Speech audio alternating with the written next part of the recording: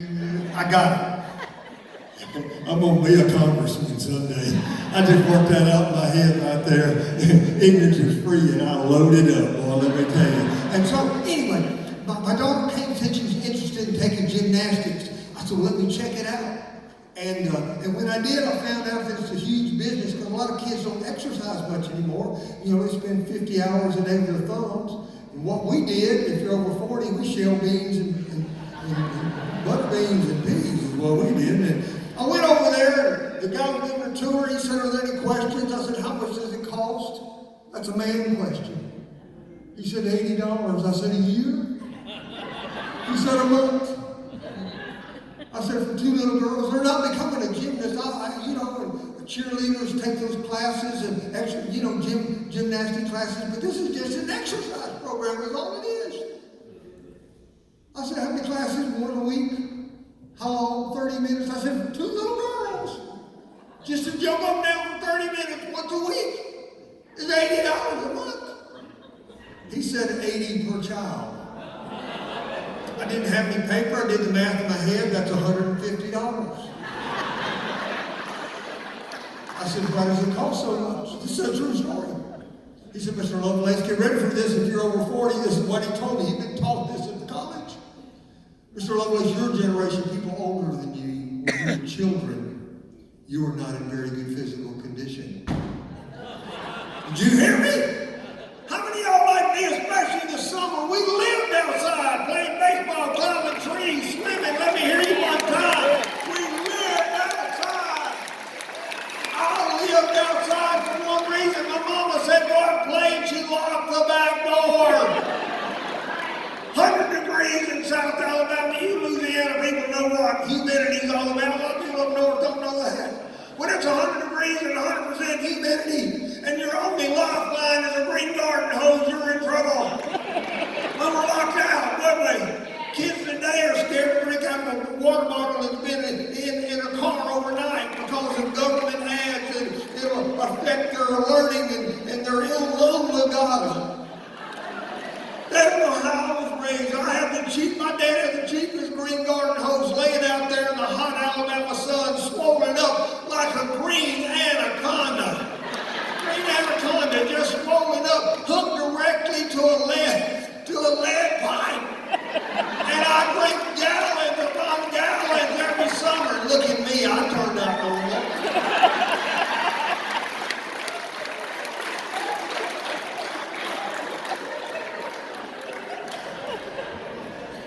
I'm your brother. Back in the gymnasium in the corner, there was a rope. Kids would go one at a time. There was a little bell about 10 feet up with little knots in the rope. Ding! All I heard was $80. He asked me if I ever climb anything. I said, out of my lead-painted baby bed. That's what I climbed. We climbed everything, didn't we? Trees, bridges, water towers. Then he looked at me and he said, oh, Mr. Lovelace, I know something we have here at this facility that your generation didn't have. I must have been upset because I started speaking King James only. I said, oh, pray, what forth art thou talking about? He said, we have something at this facility called, this is the truth, Tai Chi. I said, Gesundheit. He said, no, Tai Chi. I said, what's that? He said, it's slow, ancient movements of the body.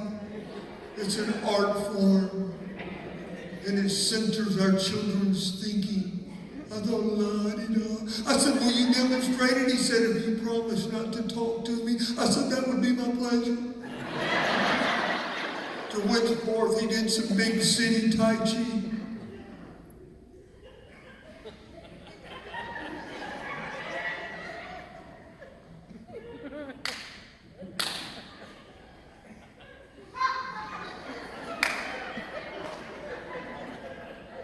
And you thought 2020 couldn't get any more strange.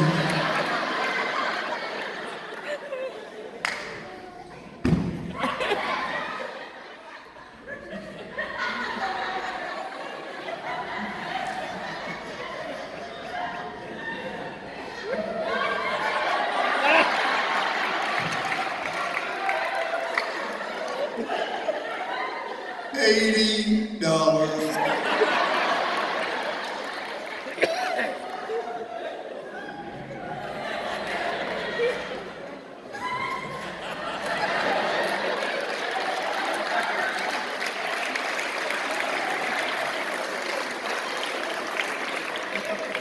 he looked at me and said, "So, Mr. Lovelace, did your generation have something equivalent to or better than Tai Chi?"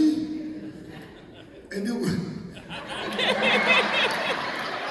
at this point that my wife started to pray out loud because she knows me. But I thought about it a moment, and then it dawned on me, and I said, "Yes, we did." He said, "You tell the truth." I said, "My generation, we knew an art form that's almost lost today." He said, "In Alabama," I said, "all over the country. It's a beautiful art form of slow, deliberate, had to be very precise movements of the body. It's poetry in motion." He said, "Will you demonstrate it?" I said, "If you promise not to talk to me." I didn't have to say that, but I did. He said, "What did your generation call this art form?" I said, "My people called it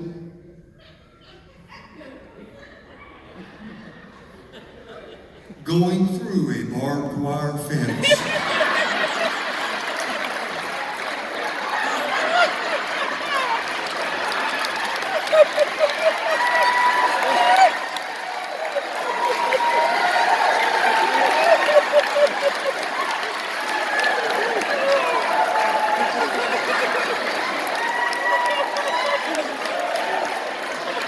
Now the big question, how many of y'all ever went through a barbed wire fence?